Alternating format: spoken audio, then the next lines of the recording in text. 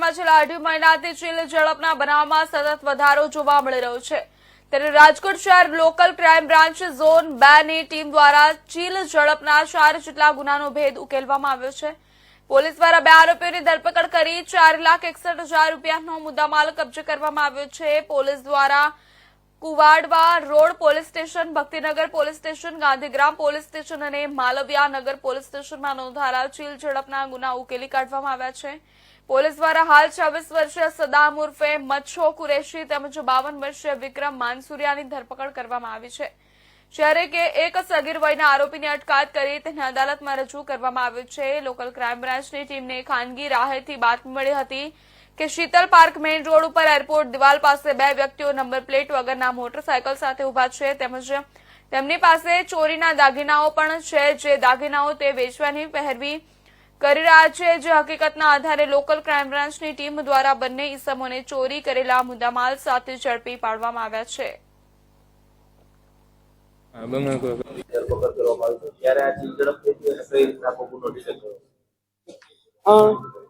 રાજકોટ શહેરના વિવિધ police station વિસ્તારમાં આજે આરોપીઓ છે સદામ ઉર્ફે મચ્છો યાસીન કુરેશી, વિક્રમ લાલાભાઈ માનસુરિયા અને એક કાયદાના સંઘર્ષમાં આવેલ બાળક।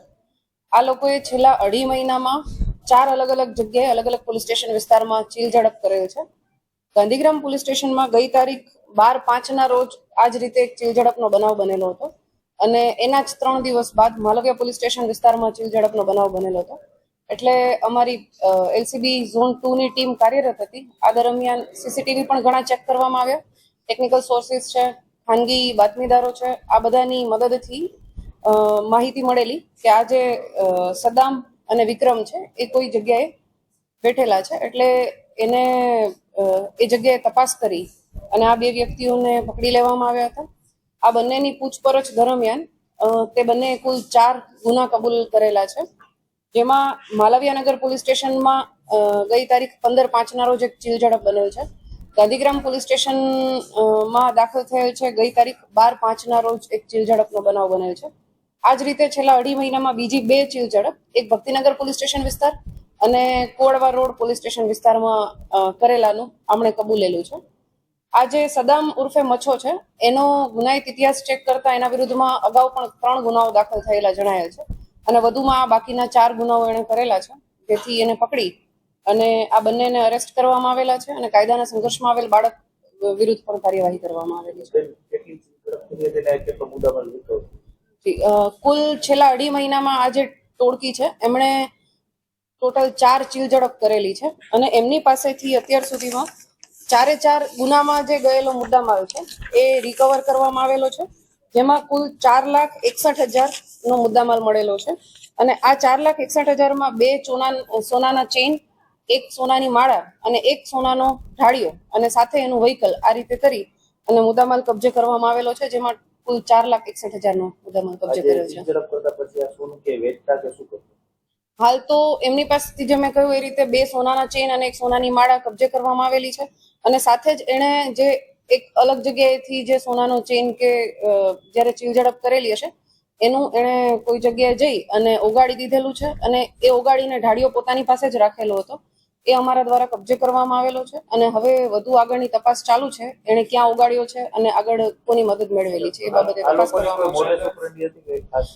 આમની મેઇન મોડસ ઓપરેન્ડી એ છે કે એ મોટી ઉંમરની મહિલાઓને ટાર્ગેટ કરે છે। જ્યાં પણ મોટી ઉંમરની મહિલાઓ આ રીતે એકલા જતી હોય એમાં આ સદામ છે પોતે જ બાઇક ચલાવે છે અને આ રીતે મહિલા કોઈ એકલા જતા હોય તો ચેઇન સ્નેચ કરી અને પછી નીકળી જાય છે। સદામ છે એ રિક્ષા ચલાવે છે, બીજા વ્યક્તિઓ મજૂરી કામ કરે છે, એટલે એ રીતે એ લોકો કોન્ટેક્ટમાં આવેલા છે। મારે એટલું જ અપીલ કરવાની છે, જ્યારે પણ ખાસ તો આ ટોળકી જે રીતે ટાર્ગેટ કરી રહી હતી એ જ રીતે અન્ય પણ બનાવ બની શકે છે, તો એને નિવારવા માટે એટલીસ્ટ સતર્ક રહેવું જોઈએ અને સોનાની ચેઇન કે એવું તમે પહેરીને નીકળો તો થોડું વધારે એલર્ટ રહી અને કોઈ પણ જગ્યાએ જવું વધારે સારું રહેશે। જે સદામ ઉર્ફે મચ્છો એના વિરુદ્ધમાં અગાઉ 3 ગુના નોંધાયેલા છે, એમાં એક જે છે એ 376 મતલબ રેપનો ગુનો દાખલ થયેલો છે એના વિરુદ્ધમાં 2022માં આ સિવાય એક છરી સાથે કોઈ એવા ભયજનક હથિયાર સાથે પકડાયેલ હશે તો એ બાબતનો એક ગુનો દાખલ થયેલ છે અને બીજો એક જાહેરનામા ભંગનો ગુનો દાખલ થયેલ છે.